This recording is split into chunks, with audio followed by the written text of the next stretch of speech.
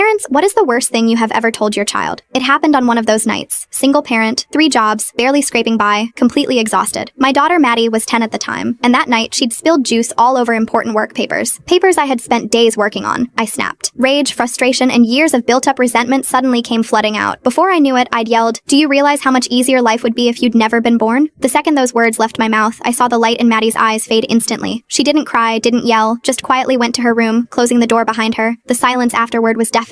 That night, the guilt kept me awake until sunrise. I hated myself more than I thought possible. I immediately apologized the next morning, hugged her tightly, tried to mend it. She hugged me back but never spoke about it again. Still, I knew something had broken. Years later, when Maddie was 17, I stumbled upon an essay she'd written for a college application. The prompt was simple. Describe a moment that changed you. She'd written about that night. As I read, my heart sank. But halfway through, her words surprised me. That was the first time I saw my mom as a human being, fragile, tired, and imperfect. I understood something important that night. Parents aren't superheroes. They break, they cry, and they regret. That night changed me. Not because I believed her words, but because I realized how deeply words could cut, and how desperately important it is to forgive. The essay ended with, "I forgave my mom years ago, even though she'll never forgive herself. It taught me how much power and responsibility come with loving someone. It's a lesson I'll never forget." I cried harder reading that essay than I had that terrible night 7 years before. Sometimes the worst things we say carry the deepest lessons. Maddie taught me that forgiveness heals both ways, even if the scar remains.